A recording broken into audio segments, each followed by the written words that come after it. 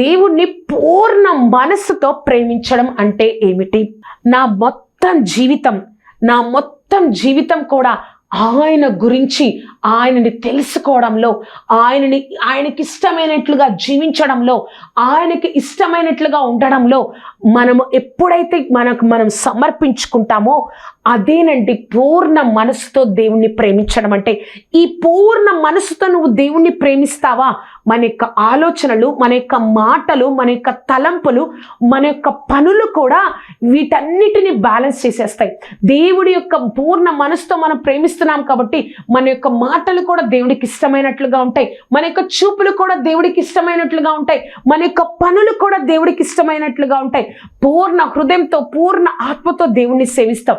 కానీ ఎప్పుడు పూర్ణ మనస్సుతో దేవుణ్ణి ప్రేమించినప్పుడు. అందుకే రోమీయులకు రాసిన పత్రిక 12వ అధ్యాయము 1వ వచనం, రోమీయులకు రాసిన పత్రిక 12వ అధ్యాయము 1వ వచనం, సజీవ యాగంగా మీ శరీరములను ఆయనకు సమర్పించుకొనుడి, దేవుని వాత్సల్యతను బట్టి మిమ్మును బ్రతిమాలి కొంచున్నాను. సజీవ యాగంగా, ఇంకేది కాదు, నేను దేవుడు అని దేవుడికి ఇష్టమైనట్లుగా. అంటే ఈ లోక బాధ్యతలు వదిలేమని కాదు, ఆ బాధ్యతను కూడా దేవుడికి ఇష్టమైనట్లుగా మనం నెరవేర్చుతా. ఆయన ఇష్టమే నా ఇష్టం, నా ఇష్టాలు ఏది కాదు అని నువ్వు ఎప్పుడైతే దేవుడికి ఇష్టమైనట్లుగా నేను జీవిస్తామో అప్పుడు మనలో లోకాశలు ఉండవండి. ఆయన వాక్య నెరవేర్పే మన జీవితమై ఉంటుంది. కాబట్టి మనం ఒక రూపాంతరం కలిగిన జీవితాన్ని నేను జీవిస్తాం.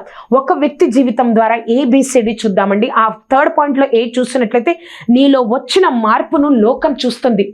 అపోస్తల కార్యాలు 9వ అధ్యాయంలో సౌలుగా ఉన్నప్పుడు ఏం చేశారంటే, అక్కడ దమస్కులోనికి నేను వెళ్ళి అక్కడ ఉన్న క్రైస్తవులను, నేను స్త్రీలను హింసిస్తాను అని చెప్పి యెరూషలేము నుంచి దమస్కుకు బయలుదేరుతుండగానే మార్గ మధ్యంలో దేవుడు తనకు దర్శనాన్ని కలిగించి దేవుణ్ణి తెలుసుకునేటట్లు చేస్తాడు. అననీయ ద్వారా బాప్తిసం పొందిన తరువాత ఎవరినైతే హింసించడానికి దమస్కులో సౌలు బయలుదేరారో అక్కడ వారికి దేవుడే గొప్ప దేవుడు, ఆయనే రక్షకుడు, ఆయనను గురించి వారందరికీ చెప్పడం మొదలుపెట్టారు. అసలు దమస్కుకి ఎందుకు వచ్చాడు సౌలు? ఎందుకంటే వారు దేవుణ్ణి నమ్ముకున్నారు అని వారిని హింసించడం కోసం, చంపేయడం కోసం బయలుదేరిన సౌలు తనలో మార్పు కలిగి, దేవుడు దర్శనం కలిగి మార్పు కలగడం వల్ల వెంటనే పూర్ణ మనసుతో దేవుణ్ణి అంగీకరించి ఎవరినైతే బాధ పెట్టాలి, చంపేయాలనుకున్నారు వారికే సువార్త చెప్పడం ద్వారా వారు ఒక మాట అంటారండి. అపోస్తల కార్యాలు 9వ అధ్యాయము 19, 20, 21. అపోస్తల కార్యాలు 9వ అధ్యాయము 19, 20, 21. పిమ్మట అతడు దమస్కులో ఉన్న శిష్యులతో కూడా కొన్ని దినములుండెను. వెంటనే సమాజ మందిరంలో యేసే దేవుని కుమారుడని ఆయన గురించి ప్రకటించుచూ వచ్చెను. వినిన వారందరూ విభ్రాంతి నొంది, యెరూషలేములో ఈ నామమున వంటి ప్రార్థన చేయు వారిని నాశనం చేసిన వాడు ఇతడే కదా, వారిని బంధించి ప్రధాన యాజకుల యొద్దకు కొనుపోటకు ఇక్కడికి కూడా వచ్చి ఉన్నాడని చెప్పుకునేది. వారికి ఏం అర్థం కాదు, ఇదేంటి మనల్ని చంపడానికి తీసుకెళ్ళడానికి ఇక్కడ వచ్చాడు, యేసే దేవుని కుమారుడిని ప్రకటిస్తున్నారేంటి? మనలో వచ్చిన మార్పును లోకం చూస్తుంది. ఎప్పుడో తెలుసా? నువ్వు పూర్ణ మనసుతో సజీవ యాగంగా దేవుడికి నీ జీవితాన్ని సమర్పించుకుంటావు చూడు, ఆ పూర్ణ మనసు, ఆ మార్పును, నీలో వచ్చిన నూతన సృష్టిని ఈ లోకం చూస్తుంది.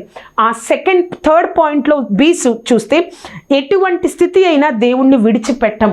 ఆ పూర్ణ మనసుతో ఎవరైతే దేవుణ్ణి వెంబడిస్తారో, పూర్ణ మనసుతో సజీవ యాగంగా దేవుడికి సమర్పించుకుంటారో, ఏ స్థితి అయినా కూడా, ఏ లోటైనా కూడా వారు దేవుణ్ణి విడిచిపెట్టరు. 2 కొరింథీయులకు రాసిన పత్రిక 4వ అధ్యాయము 7 నుంచి 11 వచనాలు. ఆయనను ఆధిక్యము మా మూలనదే కాక దేవుని అందే ఉండినట్లు మట్టి ఘట్టములలో ఈ ఐశ్వర్యము మాకు కలదు. ఎటుపోయినను శ్రమపడుచునను ఇరికింపబడిన వారము కాదు, అపాయంలో ఉన్నను కేవలం ఉపాయము లేని వారము కాదు, తరమబడుచునను దిక్కులేని వారము కాదు, పడద్రోయబడినను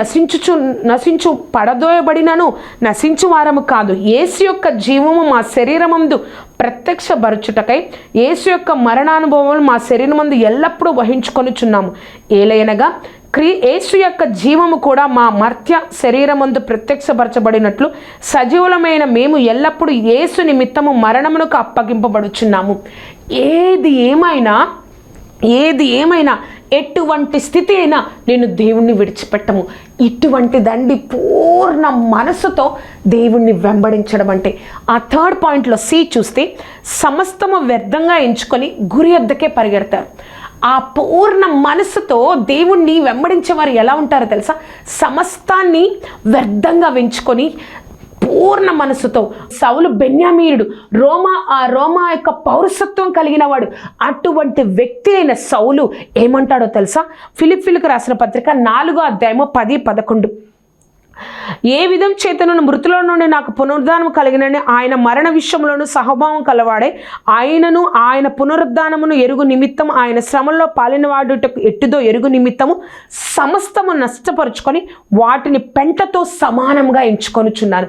పూర్ణ మనసుతో దేవుణ్ణి వెంబడించే వారి యొక్క హృదయం ఈ విధంగా ఉంటుంది. అంతేకాకుండా ఫిలిప్పీలకు రాసిన పత్రిక 4:13-14, సహోదరులారా, నేను ఇదివరకే పట్టుకొని ఉన్నానని తలంచుకొనను. అయితే ఒకటి చేయుచున్నాను, వెనుకున్నవి మరచి ముందున్న వాటికే వేగిరపడుచు క్రీస్తు యేసునందు దేవుని ఉన్నతమైన పిలుపుకు కలుగు బహుమానమును పొందవలనని గురి యొద్దకే పరిగెత్తుచున్నాను. అర్థమైందా? దేవుణ్ణి మనం పూర్ణ హృదయంతో, పూర్ణ మనసుతో, పూర్ణ ఆత్మతో మనము ప్రేమిస్తే మనకి లోకంలో ఏ కీడు, ఏ బాధ, ఏ కష్టం నిన్ను నన్ను ఆయనకి దూరం చేయదండి. ఈ ఆజ్ఞను మనం పాటిస్తే మనకు లోటు ఉండదు. ప్రార్థన చేసుకుందాం. సర్వోన్నతుడా, సర్వాధికారి, సర్వశక్తిమంతుడా, పరిశుద్ధాత్మదేవ, నీ గొప్ప కృపా కాపుదల తండ్రి, ఆశ్చర్యకరుడా, అద్భుతకరుడా తండ్రి, నీకు కోట్లాది కృతజ్ఞతలు. సర్వశక్తిమంతుడా, నాతో మాతో మాట్లాడిన దేవా నీకు వందనాలయ్యా. నీ కృపతో నిలబెట్టిన దేవా నీకు కోట్లాది కృతజ్ఞతలు.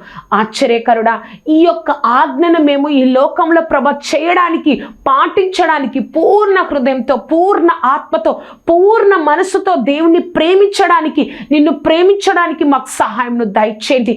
ఏ యొక్క ఇష్టము, ఏ యొక్క తలంపు, ఏ యొక్క మాట, ఏ యొక్క పని కూడా నీకు విరోధంగా ఉండకూడదయ్యా. పూర్ణ హృదయంతో నిన్ను సేవించాలి. పూర్ణ ఆత్మతో ప్రభా ఏ యొక్క వ్యక్తిని, ఏ యొక్క ఇష్టాన్ని, ఏ యొక్క అభిరుచిని మా జీవితంలో నీకంటే ఎక్కువగా ప్రేమించకూడదయ్యా. పూర్ణ మనసుతో తండ్రి సజీవ యాగంగా నిన్ను ప్రేమించే హృదయాలను మాకు దయచేయండి. నీ కృపలో నిలబెట్టండి. నీ నామాన్ని ఘనపరచుకోనండి. సర్వశక్తిమంతుడా, నీ గొప్ప కార్యాన్ని జరిగించుకోనండి దేవా. నీ నామాన్ని మహిమపరచుకో దేవా. ఆశ్చర్యకరుడా, అద్భుతకరుడా, సర్వశక్తిమంతుడా, నీ నామ మహిమార్థము కాచి కాపాడండి తండ్రి. నువ్వే తోడేండి, నడిపించండి. ఇంకా ఇంకా పూర్ణ హృదయంతో, పూర్ణ ఆత్మతో, పూర్ణ మనస్సుతో నిన్ను సేవించి ప్రభా ఈ లోకంలో ప్రతి విషయంలో వర్ధిల్లే జీవితాన్ని మాకు అనుగ్రహించి నీ కృపతో మమ్మల్ని నిలబెట్టి బలపరిచి కార్యం జరిగించగలరని, నీ గొప్ప కార్యంతో మమ్మల్ని నింపగలరని నజరేయుడైన యేసుక్రీస్తు నామమున అడిగి వేడుకొంచున్నాము తండ్రి. Amen, amen, amen. చూశారు కదండి, మనము పూర్ణ హృదయంతో, పూర్ణ ఆత్మతో, పూర్ణ మనస్సుతో దేవుణ్ణి ప్రేమించాలి. అదే దేవుడు మనకు కోరుకుంటున్నారు, అదే మనల్ని కోరుకుంటున్నారు. ఈ యొక్క కార్యక్రమం మీకు ఆశీర్వాదకరంగా ఉన్నట్లయితే మీ యొక్క స్నేహితులకు, బంధువులకు ఈ యొక్క కార్యక్రమాన్ని పరిచయం చేయండి. అంతేకాదు ఈ కార్యక్రమం గురించి, నా గురించి ప్రార్థన చేయండి. ఈ ఆజ్ఞను మనం పాటిద్దాం. ఈ లోకంలో ఏ లోటు లేకుండా సజీవ యాగంగా దేవుని సమర్పించుకొని పూర్ణ హృదయంతో, పూర్ణ ఆత్మతో, పూర్ణ మనసుతో దేవుని ప్రేమిద్దాం. దేవుడు మిమ్మల్ని దీవించును గాక. Amen, amen, amen.